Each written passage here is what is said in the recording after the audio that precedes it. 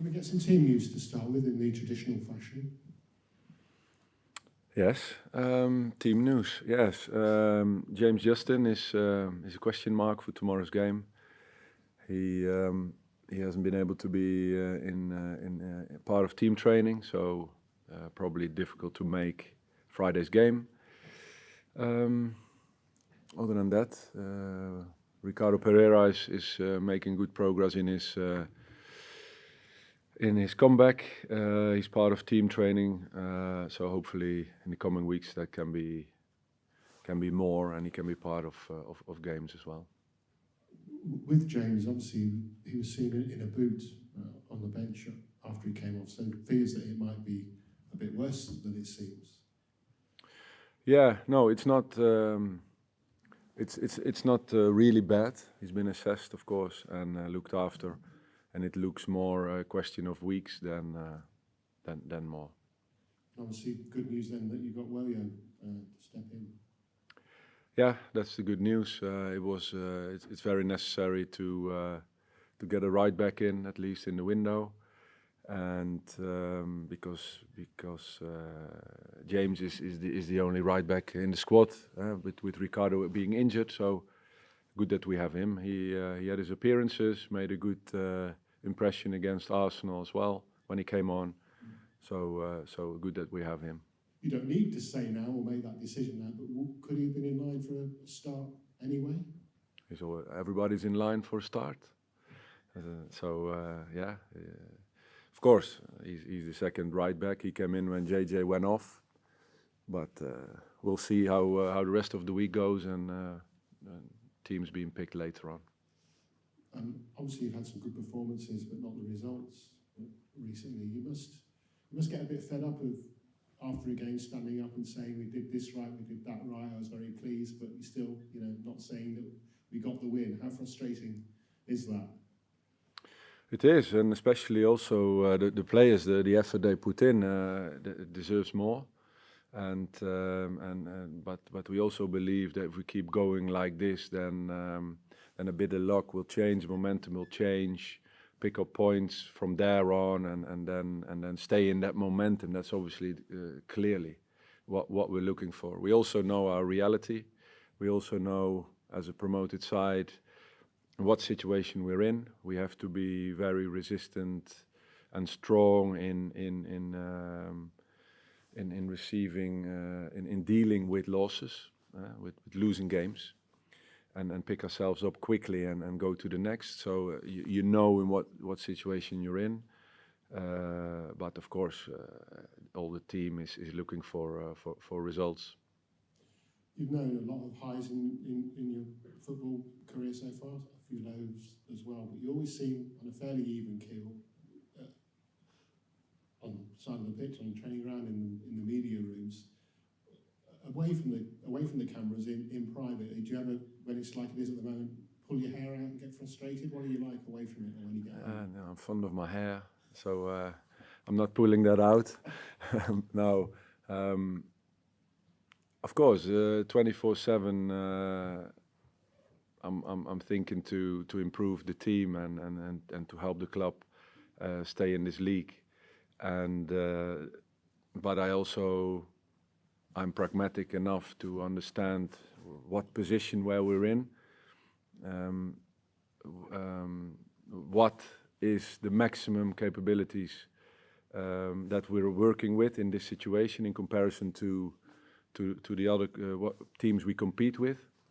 So realism and opportunism, of course, is very close. We have to push ourselves to that part, the opportunism, and go for the best possible results.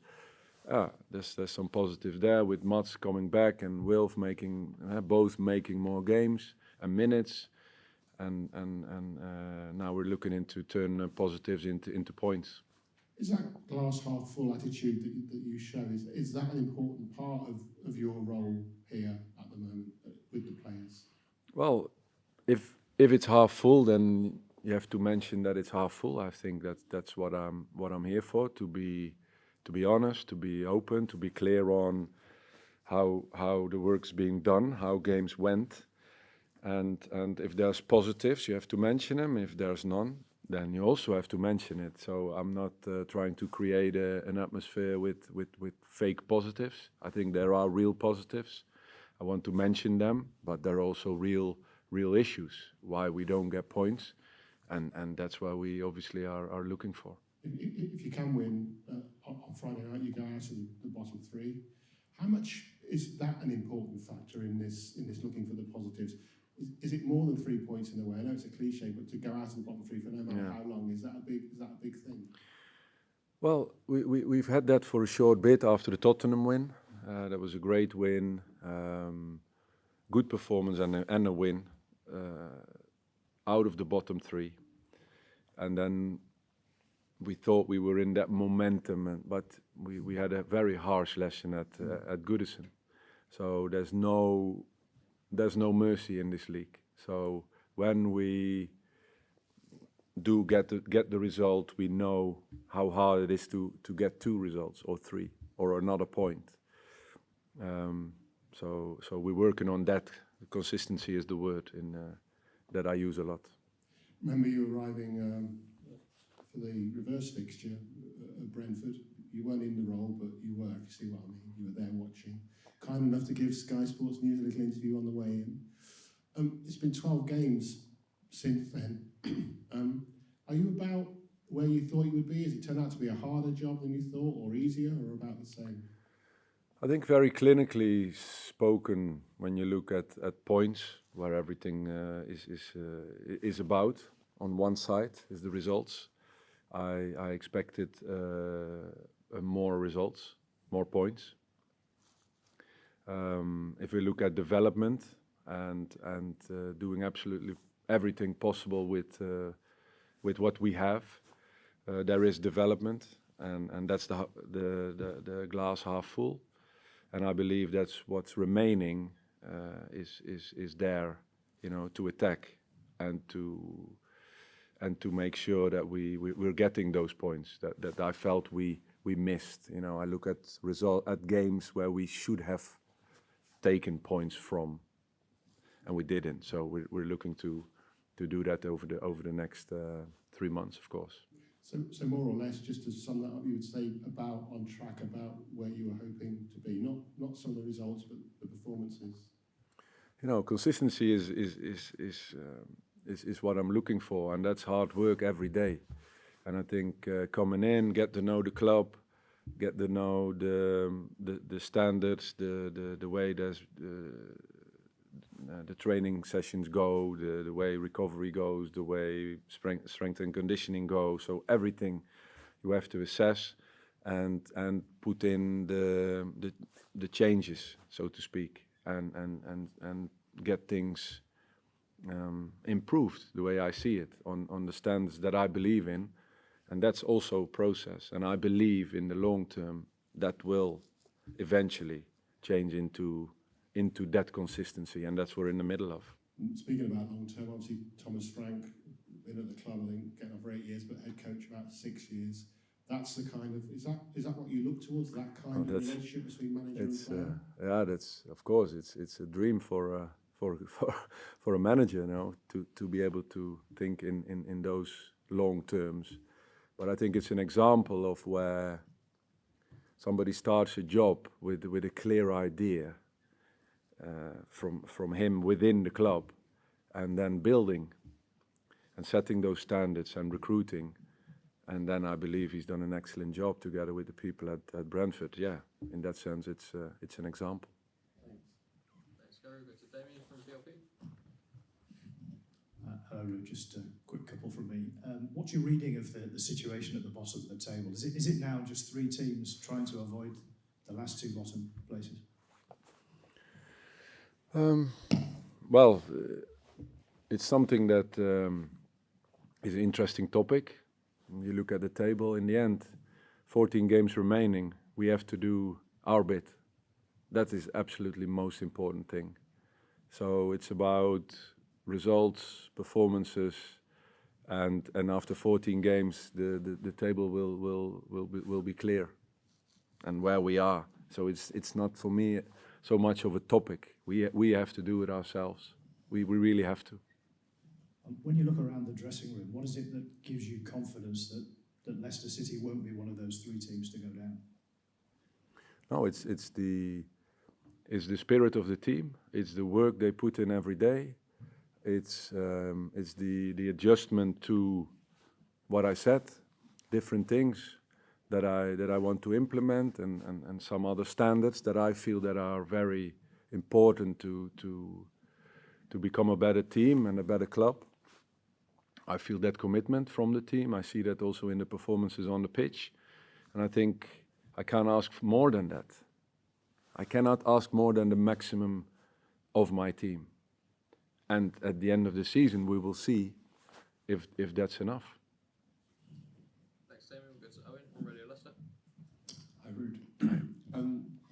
Those with eagle eyes in the stadium last weekend against Arsenal would have seen Andy King out on the pitch in the warm-up last weekend. What can you tell us about him and the role maybe that he's now doing with the first team?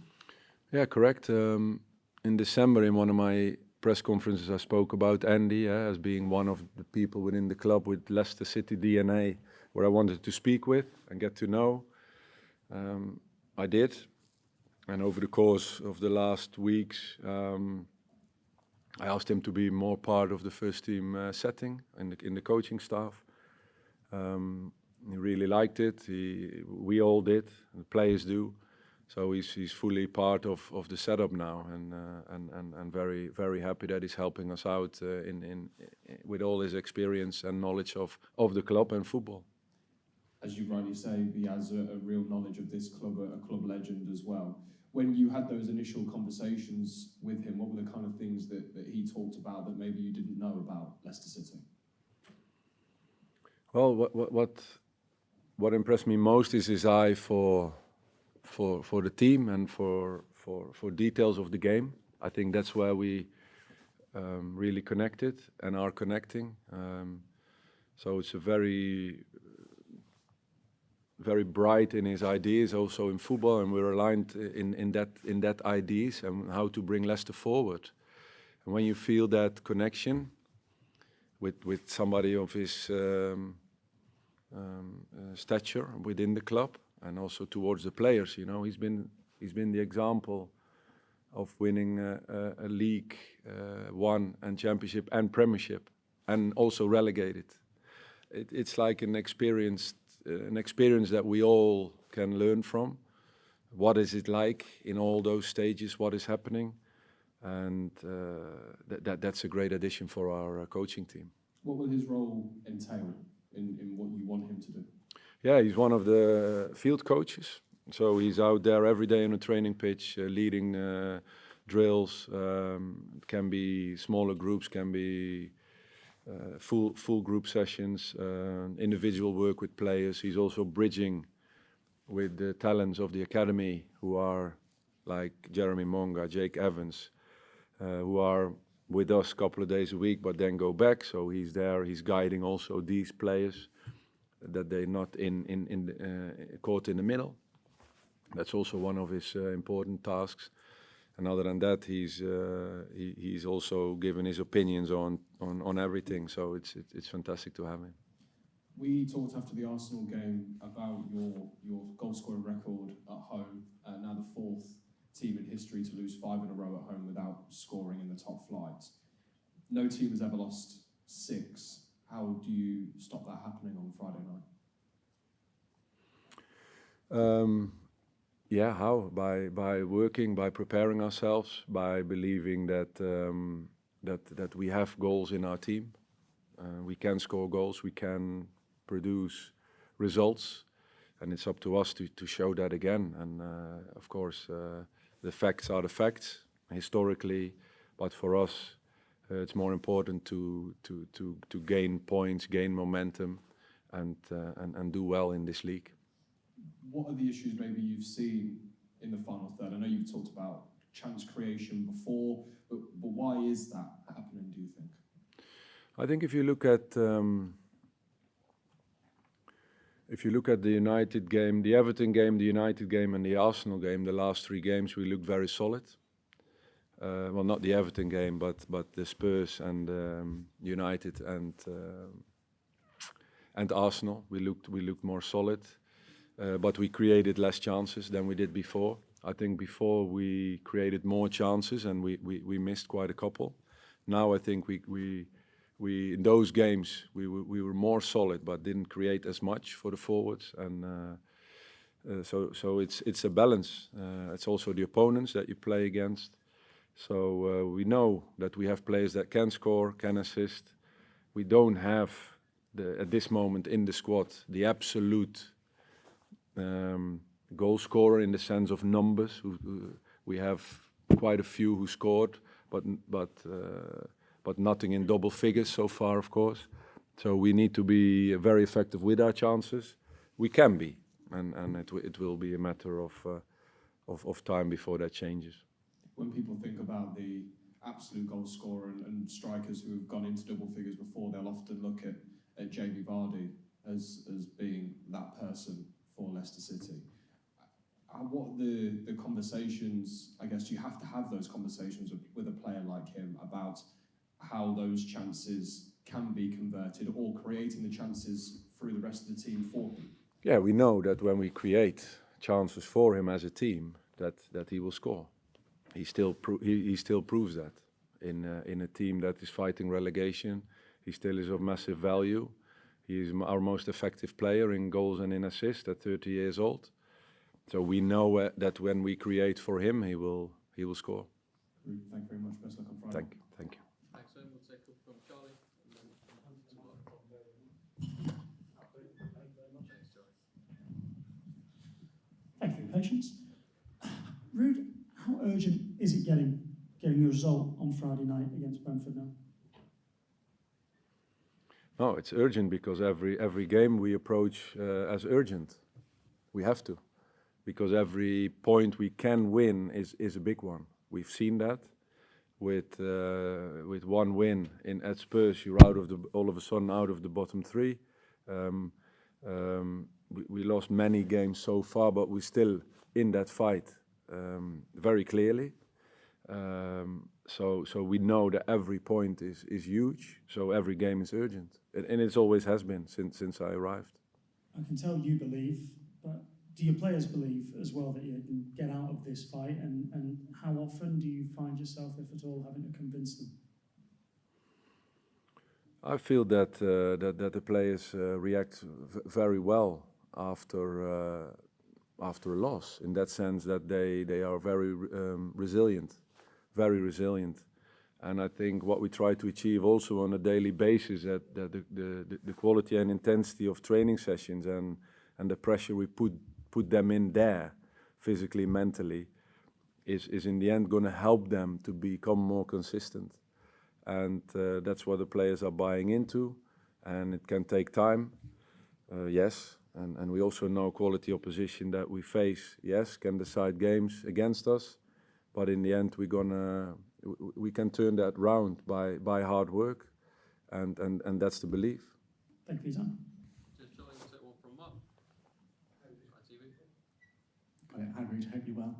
We saw the protests from fans before the match last week. I wanted to ask firstly what it's like to manage a side under those circumstances with another home game coming up.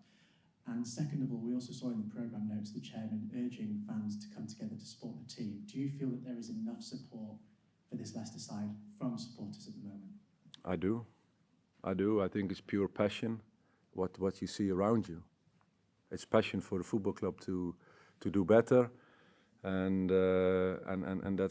that is a great thing to see and to feel, and to be able to represent that. And I feel the Arsenal game we were supported really well. I didn't hear any bit of negativity or it was all behind the team, and we all suffered. We all suffered on and off the pitch with that late goal, with those late goals. And the protest haven't seen that because we were already in the stadium and preparing for the game. So the supporters really did that separate from us, you know. So that helped because we were focusing on the game, and when we went out, there was nothing visible about that, and that felt as great support.